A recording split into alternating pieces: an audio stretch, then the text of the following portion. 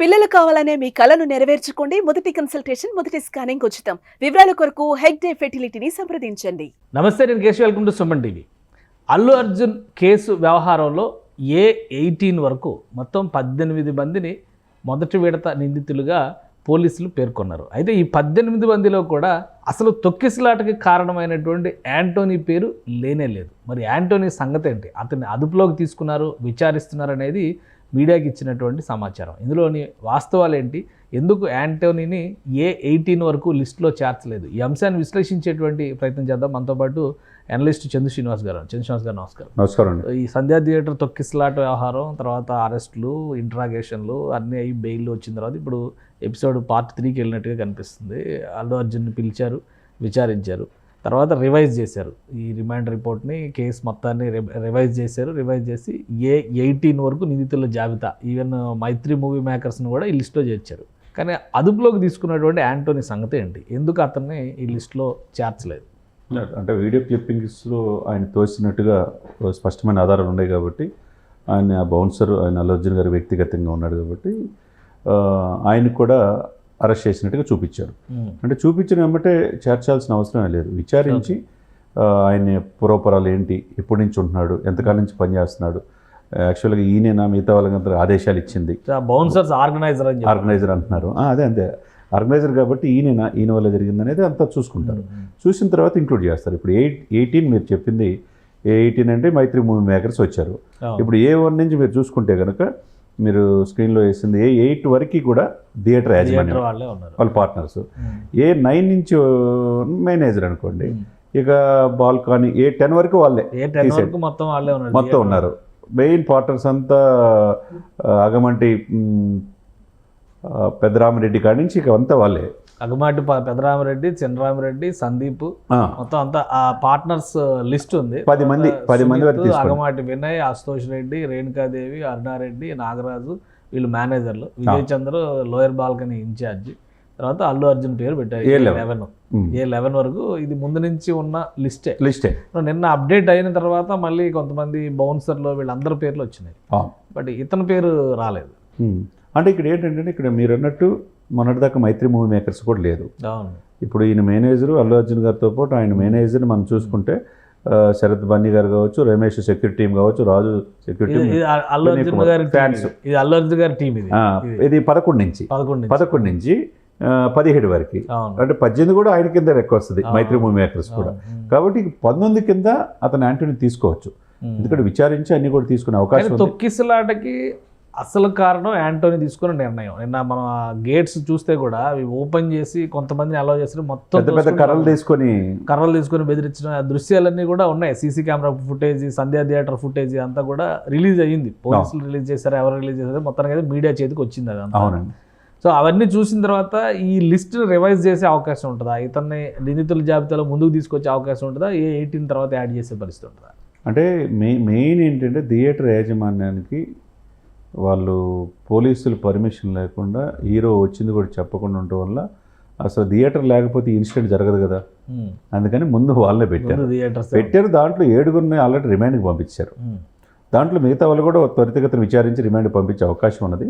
ఇప్పుడు ఈయన మాత్రం మీరు అన్నట్టు 3.5 గంటల సుదీర్ఘమైన విచారణ చిక్కడపల్లి పోలీస్ స్టేషన్లో నిన్న అల్లు అర్జున్ గారిది జరిగినప్పుడు ఆయన వీడియో ఎవిడెన్స్ కూడా మనం చెప్పినట్టు ఆ దృశ్యాలే, ఇప్పుడు మనం ప్లే చేస్తున్న దృశ్యాలే. అక్కడ గేట్స్ ఓపెన్ చేయడమే లోయర్ బాల్కనీలో తొక్కిసలాట పోలీసులు తేల్చారు. అవును, తేల్చినప్పుడు అవన్నీ కూడా వీడియో క్లిప్పింగ్స్ అల్లు అర్జున్ గారికి వేయించి చూపించి ఇవన్నీ కూడా నిన్న అడగటం జరిగింది.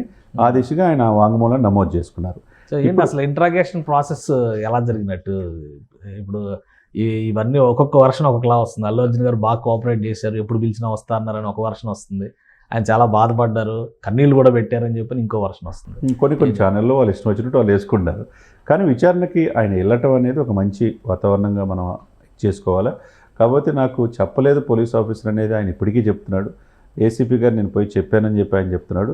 అది వాస్తవంగా అక్కడ ఏంటంటే ఎవిడెన్స్ అనేది లేదు. ఇక్కడ వెళ్ళినట్టు ఉంది, కానీ చెప్పినట్టు ఇక్కడ ఆ వాయిస్ అనేది ఉంటే కనుక పోలీసులు చేయవచ్చు, లేనప్పుడు అది ఇక ఎవరు చెప్పలేని పరిస్థితి. అప్పుడు ఆ పాయింట్ ఆఫ్ వ్యూ అది కొద్ది ఆయనకి అల్లు అర్జున్కి కొద్ది ఫెచ్చింగ్ ఉండే అవకాశం ఉంటుంది, ప్లస్ అయ్యే అవకాశం ఉంటుంది. ఎందుకంటే వెళ్ళారా లేదా ఆ టైంలో అనేది వీళ్ళు చెప్పారు కాబట్టి. కాబట్టి ఆయన అడిగిన విచారణకు అన్నిటి కూడా సహకరించినట్టు కూడా కనపడుతుంది. లేకపోతే 3.5 గంటలు సుదీర్ఘంగా విచారించరు, సాటిస్ఫై అయినట్టే కనపడుతుంది. అవసరం రోజుల తరబడి విచారణ చేసి కూడా ఏం కోఆపరేట్ చేయలేదని మళ్ళీ కోర్టులో పిటిషన్ వేసిన సందర్భాలు చాలా ఉన్నాయి కదా, చాలా కేసుల్లో ఉన్నాయి. ఏదైనా కానీ ఆయన లాయరుతో పాటు వెళ్ళారు. వెళ్ళిన తర్వాత అశోక్ రెడ్డి గారితో పాటు విచారణ ఎదుర్కొంటాం. ఇవన్నీ కూడా మొత్తం ఎవ్రీథింగ్ కూడా సిస్టమేటిక్గానే వాళ్ళు చేశారు పోలీసులు. వాళ్ళ యొక్క ఎందుకంటే 12,000 వీడియోలు వాళ్ళు తర్జుమా చేసినప్పుడు, వాళ్ళు స్వయంగా చూసినప్పుడు మరి పోలీసులు వాళ్ళ లాజిక్, వాళ్ళు ఎక్కడెక్కడ తప్పు జరిగింది, ఏం జరిగింది, ఎందుకు ఇట్లా మీరు చేశారు, మనిషి చనిపోవడానికి కారణం ఏంటి, మీ అభిమానులే కదా, దీనికి మీరు ఎందుకు స్పందించలేదు, 20 రోజులు అయింది అనే పాయింట్ ఆఫ్ ఉంటుంది కదా.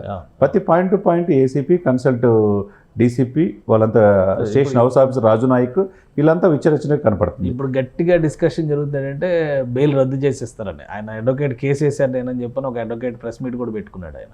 ఆయన 2 రోజుల్లో బెయిల్ రద్దు అయిపోతుందని చెప్పని ఆయన ప్రకటిస్తున్నారు. ఏంటి అటువంటి కండిషన్? అంటే ఆయన అనుకున్నట్టు ఏమి ఉండదండి. ఆయన ఏదో అంతా తెలిసినట్టుగా ప్రెస్ మీట్ పెట్టి చివరికి 100 కోట్లకి వెళ్ళిపోయింది ఇది, చివరికి రేపు వీళ్ళని అరెస్ట్ చేస్తున్నారు, వాళ్ళని అరెస్ట్ చేస్తున్నారు, ఇది పెద్ద స్కాము, ఇతన్ని బెయిల్ క్యాన్సిల్ చేపిస్తాను. ఆయన చాలా రాజకీయ నాయకుడిగా మాట్లాడాడు, అడ్వకేట్గా మాట్లాడలే. సరే ఇది కోర్టు పరిధిలో ఉంది కాబట్టి ఈ 2 రోజుల్లో మరి ఒకవైపు సహృద్భావ వాతావరణం కనపడుతుంది. కోమటిరెడ్డి గారు స్వయంగా మైత్రి మూవీ మేకర్స్ యాజమాన్యాన్ని తీసుకొని వెళ్ళి 50 లక్షలు చెక్ ఇచ్చారు. అంటే ప్రభుత్వం కూడా సానుకూలంగా స్పందించినట్టు కనపడుతుంది. రెండవది దిల్ రాజు గారు గేమ్ చేంజర్ యొక్క ఆ యొక్క ప్రీ రిలీజ్ ఈవెంట్ ఆయన ఎంటర్ అయ్యాడు. ఇక్కడ గేమ్ చేంజ్ అయిపోయిందంటారా? ఇక్కడ గేమ్ చేంజ్ అయ్యేటట్టుగా కనపడుతుంది స్పష్టంగా. అందుకని రాజీ ఫార్ములాగా కనపడుతుంది. ప్రభుత్వం కూడా ఫిలిం డెవలప్మెంట్ కార్పొరేషన్ నుంచి నన్ను పంపించారనేది స్వయంగా చెప్పాడు ఆయన. రేవంత్ రెడ్డి గారితో మాట్లాడి వస్తున్నానని చెప్పాడు. మేమేమి కక్షపూరితమైన ఏముండవు, రూల్ ప్రకారం వెళ్తా ఉన్నారు. ఇదే సమయంలో రూల్ ప్రకారం వెళ్తే ఒకవైపు చిత్తశుద్ధిని సాక్షాత్తు అసెంబ్లీలో ప్రశ్నించారు కాబట్టి వీళ్ళు సుప్రీంకోర్టుకి వెళ్ళి బెయిల్ క్యాన్సిల్ చేయమని చెప్పి అడగొచ్చు అంటున్నారు. అది చేయకుండా ఆపారనుకోండి, రాజీ పడ్డాడు రేవంత్ రెడ్డి గారు అంటారు. మళ్ళీ అదొక రకంగా ఇండికేషన్ కూడా కేశవ్ గారు అవుతుంది. మరి దీన్ని ఏ విధంగా చూస్తారు? సుప్రీంకోర్టుకి వెళ్ళి ఇంటీరియం బెయిల్ అంటే మొత్తం స్టోరీలో బీజేపీ కూడా చాలా కీ రోల్ పోషిస్తుంది. మళ్ళీ ఈటల రాజేందర్ ఎంపీ ఆయన వెళ్ళారు. వీళ్ళందరూ బీజేపీ వాళ్ళ ఇన్వాల్వ్మెంట్ కూడా పెరిగిన తర్వాత తగ్గేటువంటి పరిస్థితి కనిపిస్తుంది అనే చర్చ వస్తుంది. అంటే ప్రభుత్వ పక్షానికి ఒక అడుగు వెనక్కి వేయొచ్చు, అల్లు అర్జున్ పక్షాన్ని కూడా ఒక అడుగు వెనక్కి వేసేటువంటి అవకాశం ఉంది అనే డిస్కషన్ జరుగుతుంది. అలాంటి సంకేతాలు ఏమైనా ఉన్నాయా? డెఫినెట్గా అదే కనపడుతుంది. ఇప్పుడు అందిపుచ్చుకొని బీఆర్ఎస్ కంటే బీజేపీ ముందు వరుసలో ఉంది. మన సంజయ్ గారు వెళ్ళి పిల్లవాడి తండ్రి భాస్కర్ పరామర్శించిన కాడి నుంచి నిన్న ఈటెలు వెళ్ళటం, ఒకవైపు డైరెక్ట్గా కమిషనర్నే ప్రశ్నించడం రఘునందనం, డికే అరుణ గారు ప్రశ్నించడం, ఇవన్నీ కూడా ఏంటంటే స్టెప్ బై స్టెప్ వీళ్ళ నేనా అన్నట్టు అధికార పార్టీ వీళ్ళు మేము ముందన్నట్టు వెళ్తున్నారు. ఇదే సమయంలో మరి ఆ అవకాశాన్ని అందిపుచ్చుకోవాలంటే అధికార పార్టీ కూడా ఏంటి, సామరస్యంగా ఇండస్ట్రీ బాగుండాలని కోరుకోవాలి, అదే సమయంలో సామరస్యంగా పరిష్కరించుకోవాలి. రాజీకి రావాల్సిన వ్యక్తి ఎక్కడెవరు? అల్లు అర్జున్ గారు. మరి ఆ విధంగా వెళ్ళటానికి నేను చేస్తాను, అల్లు అర్జున్ గారితో కూడా మాట్లాడతాను. ఆయన కావాలని జరిగిన సంఘటన కాదు, అనుకోకుండా జరిగింది. అతని తండ్రికి పూర్తి బాధ్యత, ఉద్యోగం ఇప్పించిన కాడి నుంచి ఆ అబ్బాయిని సంరక్షించుకునే బాధ్యత నాది అన్నాడు. ఈ మాట చెప్పమన్నారు రేవంత్ రెడ్డి గారు అని చెప్పాడు. సో త్వరలో అల్లు అర్జున్ కలుస్తున్నాడు, సినీ పెద్దల్ని, మెగాస్టార్ గారిని, మిగతా అందరూ కూడా కలుస్తున్నాడు. కలిసి సామరస్యంగా చేయాల్సిన బాధ్యత ఈయన బాధ్యత తీసుకున్నాడు. మరి ఏమవుద్దో 2-3 రోజుల్లో చూడాలి. ఇది కక్షపూరిత ధోరణి ఇంతటితో ఆగుద్దా, లేకపోతే కక్షపూరిత ధోరణి ఉందంటారా, లేదా చట్టం తరపున దాన్ని చేసి అంటే కక్షపూరిత ధోరణి అని ఆరోపిస్తున్నారు కదా. ఆరోపించినప్పుడు ప్రభుత్వం దాని ప్రకారం దాన్ని వెళ్తుందా లేదా? రూల్ ప్రకారం ప్రజలకు ఇబ్బంది కలిగినప్పుడు ఈ ప్రభుత్వం ఏంటి, ముఖ్యమంత్రి గారు is custodian of the people. అదే సమయంలో దీనికి అంతటికి కారణమైన వ్యక్తి నేను కాదు అని చెప్పేసి ఇచ్చేస్తున్నప్పుడు ఆ బెయిల్ రద్దు చేయమని అధికారం ప్రభుత్వానికి ఉంటుంది. మరి సుప్రీంకోర్టుకి వెళ్తారు, లేదంటే ఆ సూచన ఏం కనపట్ల.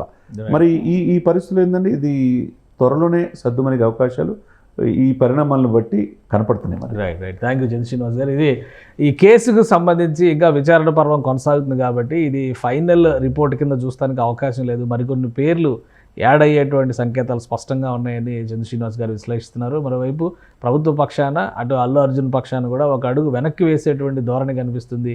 ఈ విషయంలో కొంత కాంప్రమైజింగ్ పద్ధతిలో వెళ్ళే అవకాశాలు కూడా కనిపిస్తున్నాయి. గతంలో రేగినంత దుమారం ఇక ఉండకపోవచ్చు. ఒకవేళ ఇరు వర్గాలు కూడా ఒక సామరస్యపూర్వక వాతావరణంలో సమస్యను పరిష్కరించుకునేటువంటి నిర్ణయానికి వస్తే కనుక 2-3 రోజుల్లోనే ఈ వ్యవహారం ఒక కొలికి వచ్చే ఛాన్స్ ఉందని విశ్లేషిస్తున్నారు. ఇది special discussion. Keep watching. Suman టీవీలో మీ పర్సనల్ అండ్ బిజినెస్ ప్రమోషన్స్ కోసం కింది నెంబర్కి కాంటాక్ట్ చేయండి.